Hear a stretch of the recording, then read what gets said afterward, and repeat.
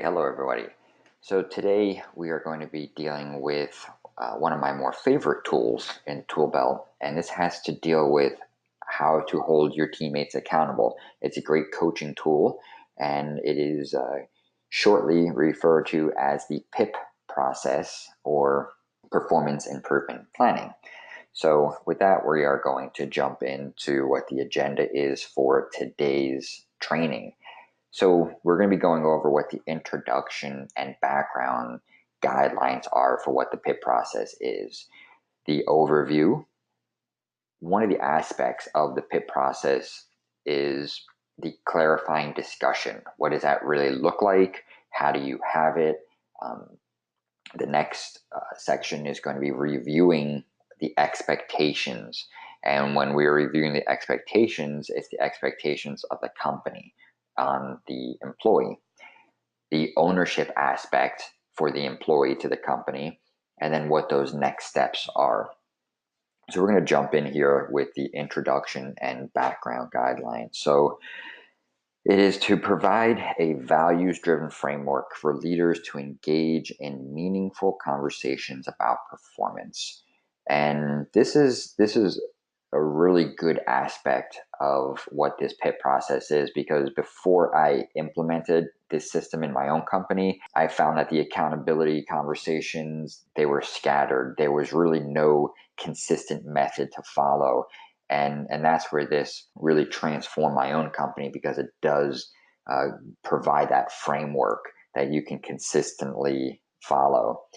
It's going to allow your employees to be empowered to do the right thing, and that's what we ultimately want. And the reason and the way that we can empower our employees is we are able to clearly communicate the standards and the expectations of what the company is looking for and how the employee can do that. The next thing is, we use this when when there's basically issues arise from our teammates. And in order to really maximize the effectiveness of the PIP process, you need to have these conversations immediately when you see an issue arise. You don't want to postpone it for hours or days. Now, I understand if the situation does not allow that, obviously you don't want to make a scene, but you definitely want to address it as soon as you can. The next thing is provide a consistent format, that basically is going to guide the manager into holding your teammates accountable. And again, this goes back into that consistent framework, that consistent format. And what I like about this also is it really does, it encourages the conversation, and it keeps the focus on the issue at hand. I've seen it too many times where managers will basically kind of go all over the place, and they kind of lose their focus. So the PIP process, it keeps the focus on the issue at hand. And when you start to do this, when you can apply the PIP process in your company, what's going to end up doing is it reinforces the reason. It documents it. It creates a track record, and the circumstance. It's going to basically go over each of the aspects. It reinforces the reason, it records it, and the actual circumstance. What was the outcome? And the final product that you can get from this is it really starts to weed out the underperformers, and it allows you to retain the top talent on your team. So there may be a period where you do go through some employees. Not every employee is going to make the cut, but the final product is top talent, and that's what we ultimately want, because in order for you to achieve your goals as a business owner, you need the best people on your team. So moving on, defining what in good standing means. And there's different aspects of the PIP process. There's the in good standing and not in good standing. So we want to clearly identify what in good standing means. So behavior, performance, conduct, and attendance expectations are met. So you basically just want to make sure, is the employee doing what the company wants? They are in good standing means that they participate in any incentives or the reward programs, and they're also eligible for any transfers or promotions. That's basically what we define as in good standing. and reason. So what is the employee's explanation? So if we go to, there's an issue, and let's just say we're going to use punctuality as an issue. So we want to get the reason from the employee, from your teammate, why there was an issue. We want to look at their track record. If they've got a great track record and this is just maybe a fluke of a situation, we definitely want to take that into consideration. And as far as what the circumstance is, what the current status is, it something significant? Did it have a great impact on a specific location or a market? Also, just what is the actual current status? So we want to take each of these, the reason, the record, and the circumstance, and basically record those. So when we move on to what the actual PIP process is, there's different stages, and the first one is the discovery phase. So that's where you basically are having conversations and you're figuring out what's going on. The next one is going to be the clarifying discussion. Clarifying discussion is basically if the employee already was aware of what was going on, or at least you thought they knew what the standards and expectations were. It gives you a opportunity to have that clarifying conversation. An example would be, Mr. Employee, I thought you understood that I needed you to arrive 15 minutes before your shift started, but just in case you didn't, I'm just going to just have that clarifying conversation so that we're both on the same page. So that's what the clarifying discussion is. The review of expectations. This is going to be the next step. So say the employee continues to not be punctual. This is where we escalate things and we start to document. The third is going to be commitment milestone. This is when things definitely are escalating further. And then the fourth is the decision time. So when we go into the PIP guidelines, so the PIP approach to performance improvement, it's not progressive. And what we mean by that is, depending on the severity of the issue, management gets to decide which step to start with. So the more severe the infraction, the more likely you're going to begin on the commitment milestone or even the decision time.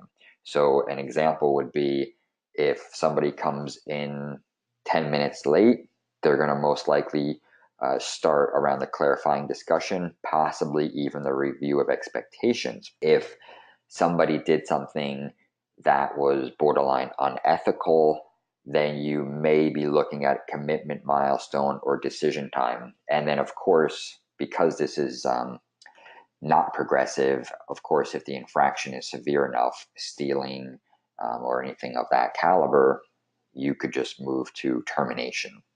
So that is one of the good things about the PIP process. It's not progressive. You don't have to go, step 1, step 2, step 3. You get to choose as the manager which step to begin with. This just reiterates that what I basically just mentioned. You get to decide. Leaders choose, the clarifying discussion or the review of expectations, again, depending on the severity of the issue. And then the commitment milestone or the decision time, those are the more severe. Those are when the employee is no longer in good standing.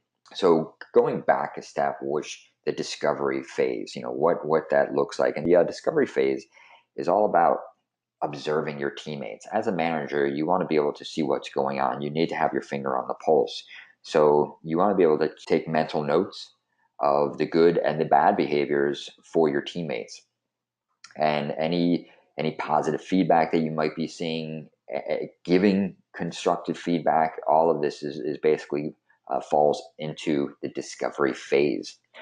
So the clarifying discussion, going back to, let's say, step 1, the employee and leader discuss the issue, the business reasons, for the required change and potential remedies.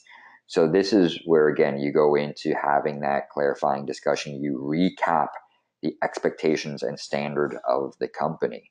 The next section is ensure that the employee understands and acknowledges. This is a really important one because I learned over the years that there's different communication styles, and you may, a manager may be saying one thing, but the employee does not interpret it that way. So you want to clarify what the issue is, the impact on the business, and that sufficient and appropriate change is needed. So this gives that opportunity to make sure that the employee understands. And the leader is going to verbally summarize the conversation to the employee. Keyword here is verbally. The leader is also going to provide positive reinforcement. This is a great opportunity, and this is why I say the PIP process is a tool, because it gives the manager an opportunity to reinforce good behavior. That is essential. And just a final note is the employee is still going to remain in good standing when we are dealing with step 1, the clarifying discussion. When we move on to step 2, the review of expectations, if a clarifying discussion was used previously, the leader reminds the employee of the commitment and the agreement. So we're going to start, as we go from step 1 to step 2, the issue is starting to get escalated.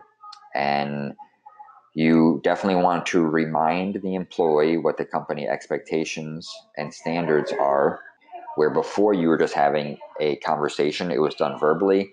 Now you're going to document this in an email, and that email basically will get sent over to the employee, and it also gets copied onto the upper management or ownership. So this is basically, the review of expectations is very similar to the clarifying discussion, except now it goes from verbally to an email. And again, you want to make sure you blind copy any upper management, and of course, keeping a thread of the email in your own inbox. So again, this is another great opportunity to coach, positive reinforcements. And again, even in step 2, the employee is in good standing. So this is just an example of what the email would look like to your employee to clarify the issue at hand. So the ownership, this is something that's come up over the years. Who owns it? So daily coaching versus PIP discussion. And when you look at the PIP process, the PIP process is a coaching tool, but it's almost always used after daily coaching. So when we look at daily coaching gives you day-to-day feedback, day-to-day coaching, and regularly scheduled one-on-one sessions. These are essential to really build a great team, great culture, and to help hold your teammates accountable. But when those things are not working, that's when we can apply the PIP discussion. And with the PIP discussion, this basically can occur at some point when coaching fails. So that's a key thing. It's when coaching fails. So depending on the circumstance, and this is why it doesn't always have to happen afterward, but depending on the circumstance, you can use the PIP discussion prior to daily coaching. And one thing you definitely want to make sure is you definitely want to contact senior leadership prior to starting any PIP process. So with the PIP process, going back to the ownership, is as the process goes further along, it starts where the clarifying discussion is more almost the bulk of it, the ownership is on the company, on the leadership. As you can see, the clarifying discussion, 60% of the ownership falls on leadership, only 40% on the actual employee. But when we go one step further to review the expectations, we go, now leadership is at 40% and employees at 60. Again, we go further into the commitment milestone. Now this is becoming a repeat issue where leadership only owns 20%, employee owns 80%. And by time it gets to the 4th step, the decision time, leadership owns 0 and employee owns 100% of that. So in my companies, we always like to refer to this as making sure that our side of the street is clean. So that is owning the accountability, progressing through the different steps of the PIP process. And again, by time an employee gets to the decision time, which is very rare, I do need to add that most employees, most issues and infractions will be addressed the first or second time. the clarifying discussion, or the review of expectations. I rarely see it go beyond that. So that's why the PIP process is a great tool. So when we look into the next steps, so you want to partner with senior leadership prior to all performance conversations. And this is to protect the company, the manager, and the employee. You always want to involve people when you start to escalate any accountability steps. You want to review this session prior to putting somebody through the PIP process. I know in the early years before I memorized this, I would go back to this regularly, and definitely before I were to sit down with somebody, I would go through the steps. And practice makes permanent. So the more you do it, the more it's going to become permanent. And the beauty, and this goes back to the beginning, it's a framework and it creates a consistent execution, which is going to give you similar, it's going to give you those results that we desire. So to recap today's lesson on the PIP process is we had the introduction and the guidelines. We have, basically had an overview of what the PIP process, the performance improvement planning is. Excuse me. A feature, a part of it, which is the clarifying discussion, the review of expectations, and PIP ownership. So this is going to be a overview for how to help hold your employees accountable. Again, it gives you that framework. It's consistent. While it does take a little adjustment in the very beginning, the way I would suggest rolling this out is let all of your employees see this and let them know this is how we're going to help hold people accountable. Just as this is a tool for you as an owner or a manager, the employees will see this also as there's a specific framework. They know what's going to happen for step 1, step 2, step 3, and step 4. And the more everyone knows what's going on, the better you're going to see the performance and the better you're going to see the results. So thank you for this, and more will follow.